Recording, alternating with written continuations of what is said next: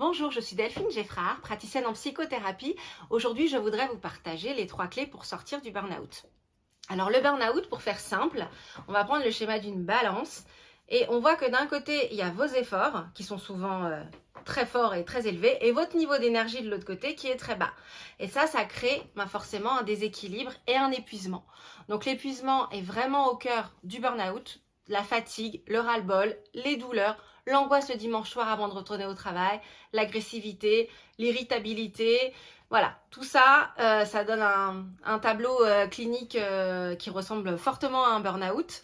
Et le burn-out, ce qu'il faut savoir, c'est qu'il est assez vicieux. Parce qu'en fait, il agit également sur votre cerveau et ça peut entraîner des problèmes de concentration et de mémoire. Ce qui fait que du coup, vous pouvez être amené à faire des erreurs au travail par exemple, et du coup vous allez vous dévaloriser, je suis nulle, etc. Et après on est dans la spirale infernale. C'est pour ça qu'il est important d'agir et c'est bien de savoir que on peut s'en sortir, on peut faire quelque chose. C'est pour ça que c'est ce que je voudrais vous partager tout de suite. Alors la première clé, c'est peut-être la plus difficile, c'est d'accepter. Accepter que oui, vous êtes en burn-out, que oui, vous souffrez. Et que non, par contre, vous n'êtes pas faible. Ça, on l'entend très souvent et le discours de votre entourage ou de vos collègues ou de vos amis peut parfois être un petit peu culpabilisant sans qu'ils le fassent exprès, mais vous pouvez souvent entendre « c'est bon, c'est que du travail, arrête de stresser, sois plus positif, prends tes distances, je comprends pas, tu as tout pour être heureux », voilà, etc. Ce genre de phrases, vous oubliez tout de suite. C'est vraiment important de vous concentrer sur vous et de comprendre que le burn-out, c'est vraiment une pathologie et ça peut vraiment mener à des dépressions graves, voire au suicide. Et ça peut également entraîner des problèmes, des pathologies liées au stress. Donc, il est important de prendre en compte votre souffrance à partir du moment où vous vous sentez pas bien et de laisser tomber la vie des autres et de vous concentrer vraiment sur vous. Donc, première étape, j'accepte sans jugement. Donc ça, c'est assez difficile et ça peut parfois être douloureux, je le sais bien, mais c'est indispensable si vous voulez vous en sortir. La deuxième clé, c'est de comprendre. Si vous ne comprenez pas pourquoi vous êtes arrivé là, vous avez fait un burn-out, vous ne pourrez pas vous en sortir, ou en tout cas, vous sortirez un petit peu la tête de l'eau, et à la première occasion, vous retomberez dans le burn-out. Alors, le comprendre, le pourquoi je me suis autant investie dans mon travail, pourquoi je ne sais pas dire non, les réponses à ces questions, elles sont très souvent à chercher dans votre histoire de vie. Il y a des choses dans votre histoire, dans votre vie, qui font que vous n'arrivez pas à dire non. Par exemple, et bien souvent, c'est lié très souvent, mais là je parle en général, à par exemple une peur d'être rejeté, la peur de plus être aimé. Mais ça, c'est pas lié au travail, c'est lié à votre histoire et c'est important de rendre ces raisons-là conscientes pour que vous puissiez travailler dessus. Moi, par exemple, je vous partage mon expérience. J'ai moi aussi connu la souffrance au travail et après 2 expériences de suite où voilà, le harcèlement, les pervers narcissiques et je vous en passe, il y a un moment donné, je m'en rappelle vraiment où je me suis rendu compte que qu'en fait c'était lié à moi. Donc j'ai appelé mon mari, je m'en rappelle, et je lui ai dit, en fait, ça va pas depuis tant d'années parce que en fait c'est moi, ça va pas. Parce que moi je sais pas dire non. Donc j'avais compris que mes employeurs, ils cherchaient des gens comme moi qui ne savaient pas dire non, par exemple, parce qu'en face, il y avait un manager qui était pervers narcissique ou qui était je ne sais quoi, et qui avait besoin de quelqu'un qui allait dire oui à tout et qui allait surtout pas s'énerver et l'envoyer bouler. Donc, la bonne nouvelle, c'est ça que je voudrais vous partager, c'est que c'est en vous, en fait. Donc, du coup, vous pouvez vous changer ça pour qu'il n'y ait ne plus faire de burn-out et pour ne plus arriver à cette situation. Aujourd'hui, il n'y a pas de lien entre burn-out et votre âge, votre sexe, votre situation professionnelle, votre niveau d'études. La seule chose qu'on sait pour l'instant, c'est qu'a priori, il y a quand même beaucoup plus de possibilités de faire un burn-out si on est quelqu'un de perfectionniste, de très rigoureux, et si on est sensible. Alors, je vous arrête parce que j'entends la culpabilité qui revient. Voilà, ce n'est absolument pas de votre faute, ce sont des qualités d'être rigoureux, perfectionniste. Je crois que tous les employeurs voudraient des employés comme ça. Et il y a probablement des expériences précédentes dans lesquelles ça s'est bien passé pour vous. Mais ce qui conduit au burn-out, c'est l'entreprise. C'est l'organisation de l'entreprise qui est toxique, ou votre manager, ou etc. Parfois, c'est carrément toute l'entreprise. Et c'est ça qui fait que vous allez faire un burn-out. C'est la rencontre entre votre tempérament et l'entreprise qui est toxique. Si vous n'avez pas d'entreprise toxique, tout va bien pour vous. À partir du moment où c'est toxique, c'est là où vous pouvez plonger dans le burn-out. Donc ça, je voudrais bien que vous ayez ça en tête, vraiment, vraiment, de retenir que ce n'est pas de votre faute, mais que vous pouvez quand même, vous, agir sur votre tempérament, sur votre comportement, comprendre un petit peu pourquoi vous agissez comme ça pour pouvoir vous en sortir. Et une fois que vous avez mis les raisons qui sont très souvent inconscientes, moi, quand j'ai eu cette prise de conscience, j'étais déjà suivie par une thérapeute et j'ai pu lui en faire part et on a tout de suite fait le lien avec un traumatisme de mon enfance.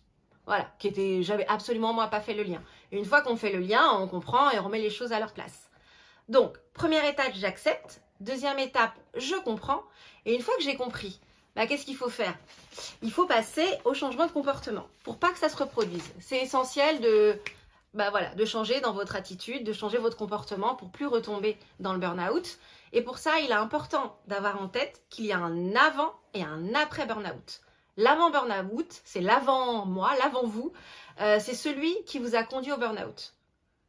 L'après, c'est celui que vous êtes vraiment. Parce que le burn-out, il vient vous dire, c'est un signal qu'on vous envoie, que votre corps vous envoie, que votre tête vous envoie, pour vous dire, attention, attention, mon coco, ma cocotte, tu n'es pas sur le bon chemin. Si tu continues comme ça, tu vas droit dans le mur. Et on sait, le burn-out, je vous l'ai dit, s'il n'est pas soigné, c'est la dépression, voire pire. Donc, le burn-out, il est là pour vous rappeler, et c'est très, très, très souvent le cas de ce que je vois de mes patients et de moi-même que j'ai vécu, de vous rappeler de prendre soin de vous en vrai. Parce que souvent, vous vous êtes oublié, vous avez fait passer le travail avant vous pour des raisons que vous avez à comprendre l'étape d'avant. Mais une fois que vous avez compris tout ça, voilà, c'est important d'adopter de nouveaux comportements, mais de penser également que ça peut prendre du temps.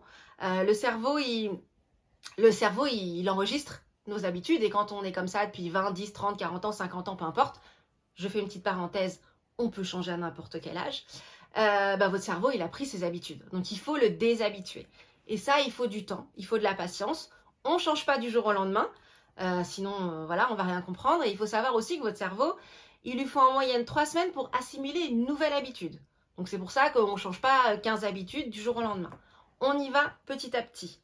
Et l'essentiel, vraiment, je vous dis, c'est de vous remettre, vous, au centre de votre vie. Comment on fait ça? On s'écoute. J'écoute mes émotions. Voilà, si je me sens pas bien. La colère, quand on est en colère, ça vient nous indiquer, par exemple, qu'il y a quelque chose qu'il faut changer, qu'on a touché un point sensible et que là, il y a quelque chose à changer, par exemple, dans le travail. On écoute ses douleurs. Voilà, là, je sais, j'ai mal au dos, j'ai mal au ventre. Ça veut dire que je commence à pas aller bien. Après, on essaye aussi, si on peut, aussi évidemment, c'est important de se poser à un moment donné, de faire le point sur ses valeurs. Très souvent, dans le burn-out, il y a un conflit de valeurs. C'est-à-dire qu'on arrive à un moment donné dans le travail où ce qu'on fait, ça n'a plus de sens pour nous. Moi, par exemple, je me disais tous les jours, super, je viens bosser pour que j'ai un patron qui en a déjà plein les poches et qui s'en met encore plein les poches. Et pour moi, ça n'avait pas de sens. J'avais besoin de travailler dans une entreprise qui s'occupait vraiment des gens, dans laquelle l'argent allait vraiment à des gens dans le besoin, etc. Ou de faire un autre métier, ce que j'ai choisi de faire. Mais c'est important de vous poser, de refaire le point sur vos valeurs, de voir ce que vous pouvez faire. Après, ça ne veut pas dire qu'il faut forcément changer de travail, mais par exemple, on peut se dire, si vous avez par exemple énormément besoin d'aider les gens, vous pouvez changer de métier, moi c'est ce que j'ai fait, où je suis passée dans l'accompagnement, mais vous pouvez aussi rester dans votre métier et par exemple aller faire du bénévolat, aller aider les gens, voilà. Aller nourrir ce besoin d'une autre façon, pour que vous soyez équilibré. Toujours, on pense à la balance. Et une des choses les plus importantes qu'on voit beaucoup, c'est d'apprendre à dire non. Dire non, c'est se respecter. Dire non, ce n'est pas dire non à tout. Il ne s'agit pas, dès qu'on vous demande quelque chose, de dire non, non, parce que vous n'avez pas envie de le faire. Non. Je vous donne un exemple. Vous avez par exemple, voilà, mon manager vient me voir, il est 18h30, il vient me voir et me dit, écoute Delphine, j'aimerais bien que tu relises ce document, c'est pour la réunion de demain matin, c'est très important. Moi, à 18h30, je dois partir, je dois aller récupérer mes enfants à la crèche, j'ai pas le choix. Donc, qu'est-ce que je vais lui dire?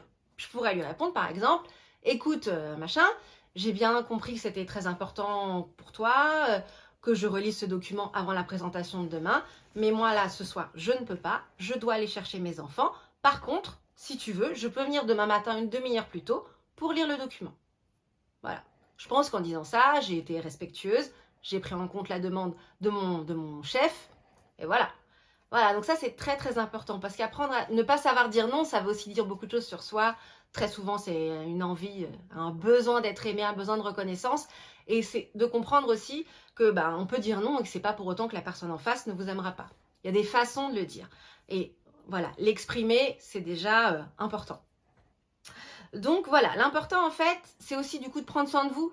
Pensez toujours à l'équilibre, vraiment à la balance. Il faut qu'il y ait plus d'énergie que d'effort pour que vous vous sentiez bien. Si vous avez du mal, parfois pour certaines personnes qui ne l'ont pas fait depuis longtemps, c'est très difficile. C'est pareil, il ne s'agit pas de se dire je passe une journée toutes les semaines à m'occuper que de moi. Ça peut être ne serait-ce qu'un quart d'heure par jour parfois. Voilà, je prends le temps de prendre un café en lisant un bouquin, en écoutant la musique que j'aime, en passant du temps avec mon mari, avec mes enfants, peu importe. Des choses qui vous font du bien. Voilà. L'important, c'est toujours de penser à se dire, il faut que j'ai assez d'énergie. Et si j'ai pas d'énergie, c'est comme une voiture, hein. S'il n'y a pas de carburant, la voiture, elle n'avancera pas. Vous, c'est pareil. Il vous faut du carburant pour avancer. Et le carburant, c'est vous qui allez le trouver en faisant des choses qui vous ressourcent. Donc voilà, en gros, les 3 clés. Donc voilà, j'accepte, je comprends et après, je change mes comportements. Donc, je pense que ça, c'est vraiment les étapes indispensables pour vous sortir du burn-out et surtout pour ne pas rechuter. Parce qu'à partir du moment où on a compris et qu'on travaille dessus, il n'y a pas de raison qu'on retombe dans le burn-out. Moi, je viens de créer un accompagnement spécialement dédié au burn-out pour vous aider à sortir du burn-out qui s'appelle « Retrouver sens, plaisir et sérénité après un burn-out professionnel ».